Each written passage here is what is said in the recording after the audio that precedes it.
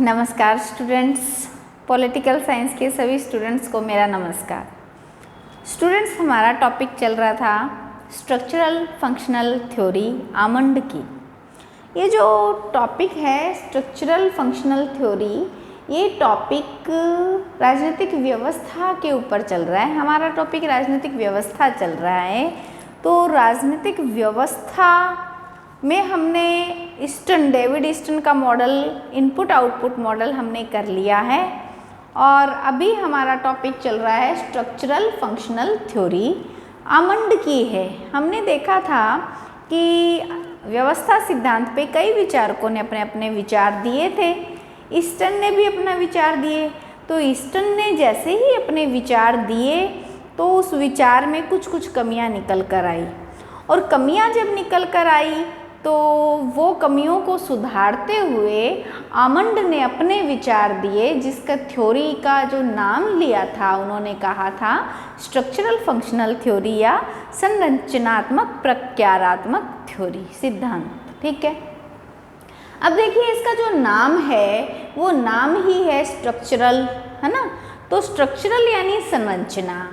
तो कुछ संरचनाएं होती हैं जो फंक्शनल, स्ट्रक्चरल फंक्शनल, जो कार्य करती हैं। तो हमें आज ये देखना है कि आमंड क्या बताने की कोशिश कर रहे हैं अपने इस सिद्धांत में। आमंड बताना चाहते हैं कि जो कार्य हो रहे हैं, है ना, समाज में जो कार्य हो रहे हैं, राजनीतिक व्यवस्था में जो कार्य हो रहे हैं, वो कार्य किन्हीं संस्थाओं द्वारा किया जाता है। इसीलिए व्यवस्था टिकी रहती है, इसीलिए व्यवस्था बनी रहती है। तो यहाँ पे देखिए ये इनका जो मॉडल है संरचनात्मक प्रत्यारात्मक। देखो यहाँ पे देखो मैंने लिखा हुआ है संरचनात्मक प्रत्यारात्मक स्ट्रक्चरल फंक्शनल थ्योरी। तो इसका जो मॉडल उन्होंने दिया है वो मॉडल क्या कह रहा है, हमें आज ये समझना है। तो हम ये देखेंगे कि वही जैसा कि ईस्टन ने कहा था, एक इनपुट होता है, एक आउटपुट होता है। ईस्टन ने भी यही कहा था, इनपुट है, उसमें मांग है, समर्थन है, प्रोसीजर होती है, प्रोसेस होता है। उसके बाद में आउटपुट आता है। आउटपुट में हमने देखा नीतियाँ बनती है, निर्णय लिए जाते हैं। तो ये जो है हमने देख लिए थे। इसके बाद में देखो अब यहाँ पे क्या आएगा कि आमंड की थ्योरी है, क्योंकि इसका नाम भी संरचना है। तो ये कहता है कि समाज में जितने भी राजनीतिक व्यवस्था में जितने भी कार्य होते हैं वह कार्य किसी संस्था द्वारा किए जाते हैं। संस्था यानी किसी संरचना द्वारा किए जाते हैं, किसी संस्था द्वारा किए जाते हैं, संरचना द्वारा किए जाते हैं। तो हमें आज वह कार्य देखना है। हम पहले क्या देखेंगे कि कौन कौन से ऐसे कार्य हैं जो कि किसी संस्था द्वारा किए जाते हैं। इसके नाम से ही ये सिंपल है, क्या है कार्य। तो इन्होंने बताया कि जो पहला कार्य आता है वो है सामाजिक राजनीतिक समाजीकरण। ठीक है, राजनीतिक समाजीकरण। ठीक है, पॉलिटिकल सोशलाइजेशन और भर्ती। ये कहते हैं कि हमें तो पॉलिटिकल की नॉलेज है नहीं, हमारे को पॉलिटिकल की नॉलेज नहीं होती है। ठीक है, तो हमारा राजनीतिक समाजीकरण होता है। हमें राजनीति के बारे में बताया जाता है, हमें राजनीति के बारे में समझाया जाता है। तो जो हमें हमारा समाजीकरण करता है, हमारा निरंतर जो डेवलपमेंट करता है वो कौन होता है। सबसे पहले एक बच्चा जैसे ही जन्म लेता है तो उसको समाजीकरण में, समाज में क्रमोत्तर उन्नति करने के लिए परिवार होता है। परिवार में बच्चा जन्म लेता है। उसी प्रकार देखिए परिवार, फिर वो बच्चा विद्यालय में जाता है, मंदिर में जाता है, चर्च में जाता है, मित्रों के साथ खेलता है।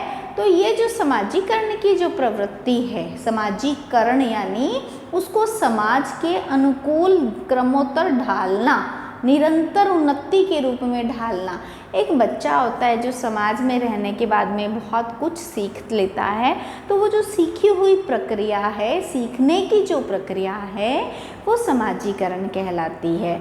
तो राजनीतिक समाजीकरण हमारा परिवार करता है, विद्यालय करता है, चर्च, मंदिर, मित्र मंडली ये संस्थाएं करती है। तो देखिए यहाँ पे हमने देखा पहला कार्य है कि राजनीतिक समाजीकरण। यहाँ पे देखिए राजनीतिक है ये, ठीक है, राजनीतिक समाजीकरण व भर्ती। यहाँ पे ये भर्ती कौन करता है, राजनीतिक समाजीकरण कौन करता है, यानी कौन कौन सी ऐसी संरचनाएं हैं, कौन कौन सी ऐसी संस्थाएं हैं, तो हमें ये ध्यान में रखना है। दूसरा कार्य बताया आमंड ने कि हित स्पष्टीकरण, हित स्पष्ट करना। देखिए कुछ सिनोनिम्स हैं, उनमें से देखो स्पष्टीकरण आएगा, एक तो हितों का स्पष्टीकरण, एक आता है स्वरूपीकरण, स्वरूप और स्पष्टीकरण, एक होता है अभिमुखीकरण। देखिए यहाँ पे भी मुख आया है, यहाँ पे भी स्वरूप आया है, यहाँ पे स्पष्टीकरण आता है। तो ये तीनों ही बातें यदि किसी की नोट्स में, यदि किसी के बुक्स में, यदि कहीं पे भी तुम इन तीनों में से एक शब्द देखते हो, हित स्पष्टीकरण, हित सम्मुखीकरण, हित को अपने सामने स्पष्ट करना, ठीक है, तो यहाँ पे मुखीकरण, अभिमुखीकरण, सम्मुखीकरण एक ही है, और स्वरूप करना, उस अपना क्या हित है, अपना हित क्या है, इसका स्वरूप तैयार करना। मेरा हित क्या है ये मैं नहीं जानती कि पर्टिकुलर शब्द में क्या आएगा, तो यहाँ पे क्या है, जो मेरा हित है उसको स्पष्ट करने का कार्य कौन करता है, मेरा हित है उसको अभिमुख करने का कार्य कौन करता है ना। तो जो मेरा हित है उसको स्वरूप देने का, रूप देने का काम कौन करता है, कौन सी संस्था करती है, कौन सी संरचना करती है, तो वो आमंड ने बताया दबाव समूह करता है, प्रेशर ग्रुप। प्रेशर ग्रुप क्या करते हैं, बहुत सारे प्रेशर ग्रुप होते हैं, जैसे प्रेशर ग्रुप होते हैं, टीचर्स का एक ग्रुप बन सकता है, डॉक्टर्स का एक ग्रुप बन सकता है, किसानों का एक ग्रुप बन सकता है, तो ऐसे करके कि ग्रुप्स बन जाते हैं।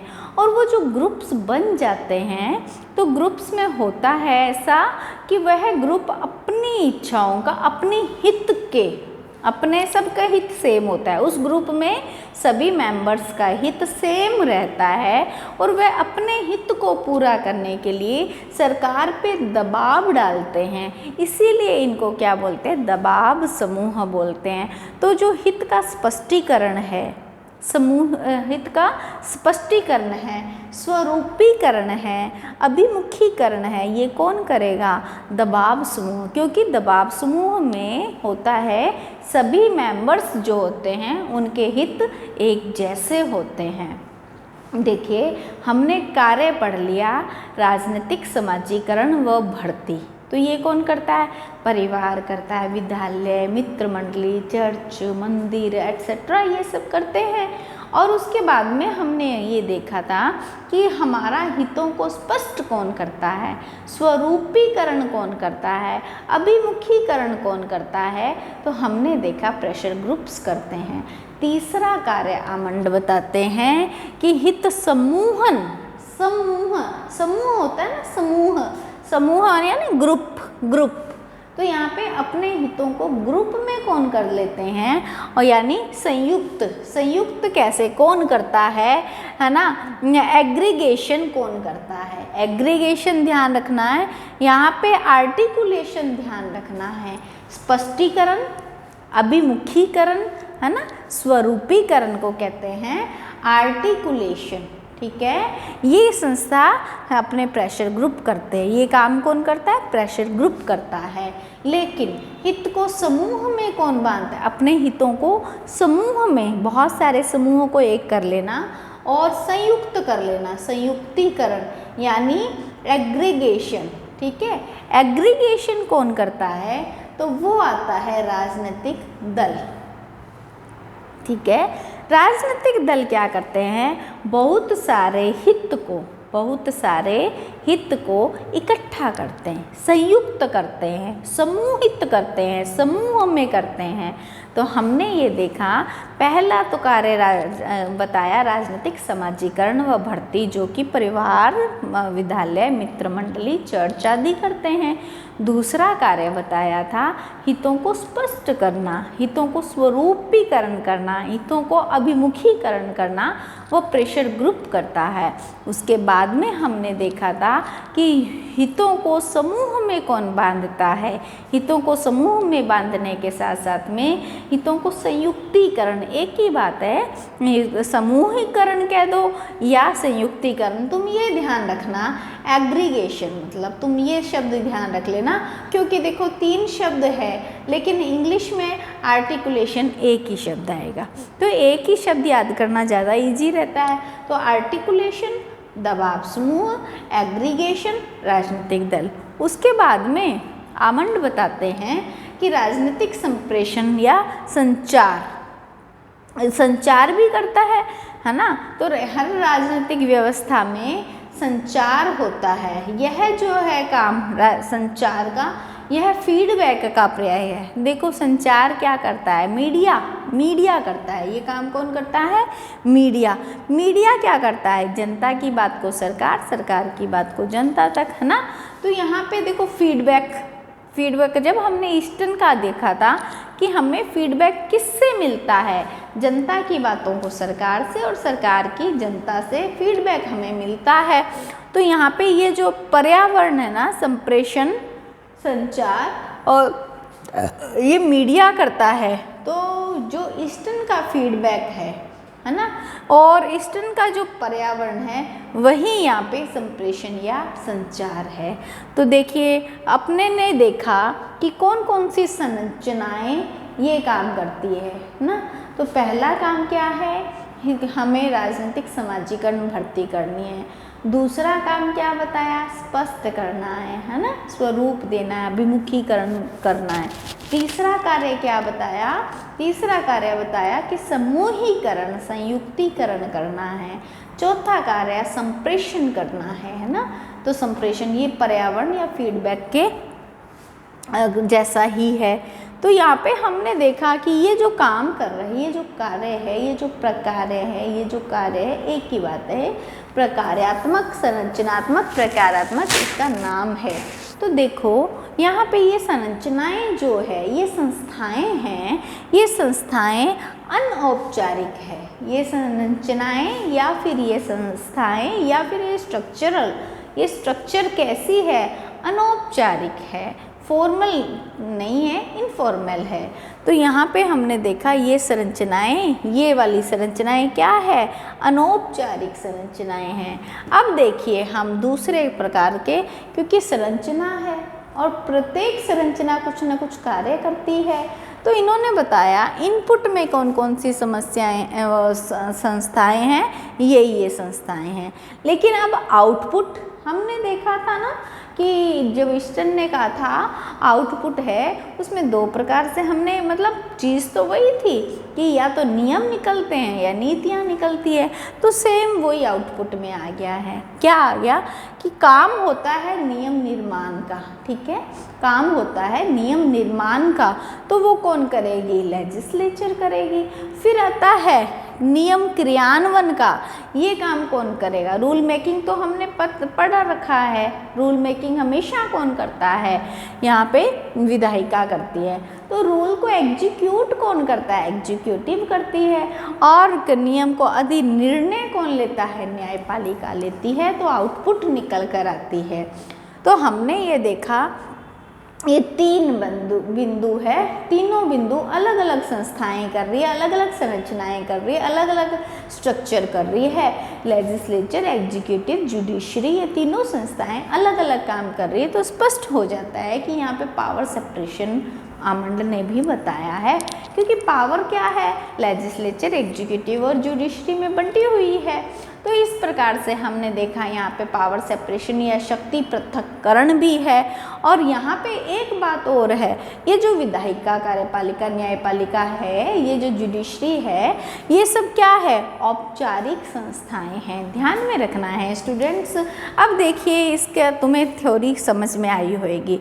आमंड ने बताया कुछ संस्थाएं होती हैं जो कुछ काम करती है, कुछ अनौपचारिक संस्थाएं होती है, कुछ औपचारिक संस्थाएं होती है।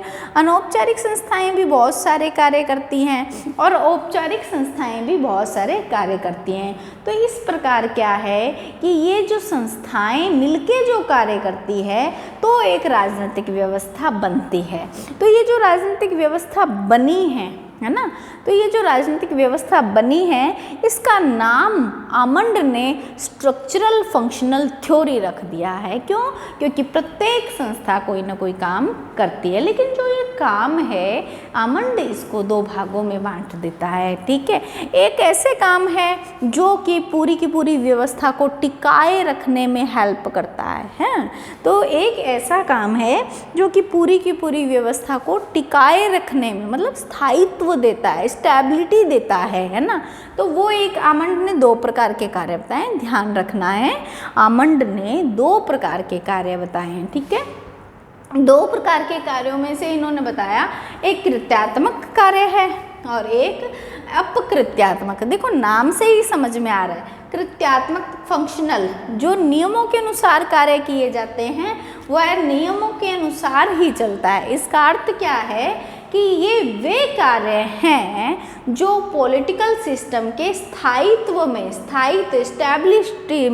स्टेबिलिटी में योगदान देते हैं या सहायक होते हैं। कौन से कार्य? कृत्यात्मक कार्य। कृत्यात्मक कार्य यानी कि जो राजनीतिक व्यवस्था को टिके रहने में हेल्प करते हैं और ये नियमों के अनुसार होते हैं। ठीक है, कृत्य यानी फंक्शन कर रहे हैं ना हम, कि क्या है फंक्शन, किस संस्था के क्या फंक्शन है। तो फंक्शन दो प्रकार के बताए हैं, एक तो करने वाले और एक नहीं करने वाले, एक कृत्यात्मक एक अपकृत्यात्मक। तो एक तो होता है फंक्शनल, ठीक है, एक होता है दुष्कृत्यात्मक, जो नियमों के अनुसार नहीं किए जाते, वो कौन से हैं? दुष्कृत्यात्मक। तो यहाँ पे देखिए स्टूडेंट, यहाँ पे हमने एक चीज़ देखी कि फंक्शन उन्होंने दो प्रकार के बता दिए है ना। तो फंक्शन दो प्रकार के हैं, एक जो नियमों के अनुसार किए जाते हैं, एक जो नियमों के अनुसार नहीं किए जाते। तो जो नियमों के अनुसार किए जाते हैं उनको क्या कहते हैं? जो नियमों के अनुसार किए जाते हैं उनको कहते हैं कृत्यात्मक। ठीक है, और वो होते क्यों हैं? वो इसलिए होते हैं कि जो राजनीतिक व्यवस्था है वो टिकी रहे। ठीक है, राजनीतिक व्यवस्था टिकी रखने के लिए यहाँ पे नियमों के अनुसार कार्य किए जाते हैं। तो देखिए, और यहाँ पे जो अपकृत्यात्मक है, जो नियमों के अनुसार नहीं चलते, वो स्थायित्व में बाधा डालते। सिंपल सी बात है, जो काम हम नियम के अनुसार करते हैं तो हमारा स्थायित्व बना रहता है, हम नियम के विपरीत होकर जाते हैं तो हमारा स्थायित्व खत्म हो जाता है। तो ध्यान रखना है। आगे एक नोट है, आमंड राजनीतिक व्यवस्था में अडेप्टेशन, है ना, अडेप्टेशन व अनुरक्षण, मेंटेनेंस को देखो, अडेप्टेशन और मेंटेनेंस को स्टेबिलिटी कहता है, स्थायित्व संतुलन कहता है, इक्विलिब्रियम, देखो इक्विलिब्रियम कहता है, इक्विलिब्रियम यहाँ पे ये कहता है कि यहाँ ये जो अडेप्टेशन ईस्टर्न का शब्द था, अडेप्टेशन ईस्टर्न का शब्द था, अनुकूलन भी बाहर से कुछ भी आता है उसको अपने अनुकूल ढाल लेना, और अनुरक्षण का अर्थ है मेंटेनेंस, हमारी व्यवस्था में टूट फूट है तो उसको मरम्मत कर ली जाए। तो ये सब वैसे तो क्यों किया जाता है? देखो आमंड उसका एक अगला ही नाम ले लेता है, स्थायित्व के लिए किया जाता है, स्थायित्व के लिए संतुलन किया जाता है।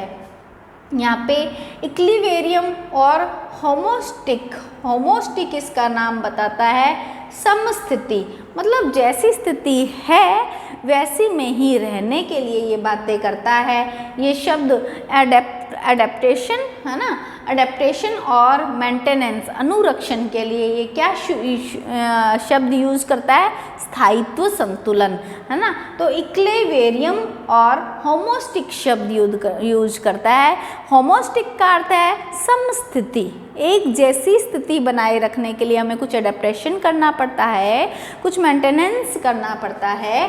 तो फिर यहाँ पे देखो इक्विलिब्रियम का अर्थ होता है कि स्थायित्व बना रहे है ना, तो एक जैसा बना रहे, उसके लिए ये शब्द देखिए, शब्द एक ही है, चाहे एडेप्टेशन कह दो, चाहे मेंटेनेंस कह दो, चाहे इक्विलिब्रियम कह दो, चाहे होमोस्टिक कह दो, शब्द एक ही है। लेकिन दोनों विचारों के थ्योरी में भी अंतर आता है। थ्योरी में अंतर क्या आता है, इनपुट आउटपुट मॉडल ईस्टर्न का है और आमंड का है, जो कि हम कहलाते हैं संरचनात्मक प्रकारात्मक फंक्शन कहलाता है। तो हमने देखा कि आमंड जो है ना, तो आमंड की व्यवस्था की जो प्रवृत्ति है वो इक्विलिब्रियम है। इक्विलिब्रियम माने वो संतुलन चाहता है। लेकिन यदि ईस्टर्न से हम इसे कंपेयर करते हैं तो ईस्टर्न सातत्य को ज़्यादा महत्व देता है, ईस्टर्न परसिस्टेंस को महत्व देता है। यदि किसी व्यवस्था को परसिस्टेंस बनाए रखना है तो उसको क्या करना होगा, अपने कार्य अपनी संरचनाओं के अनुसार करना होगा। तो आज का हमारा इनपुट और आउटपुट मॉडल हुआ है और नेक्स्ट वीडियो में हम इसके आगे का पढ़ेंगे।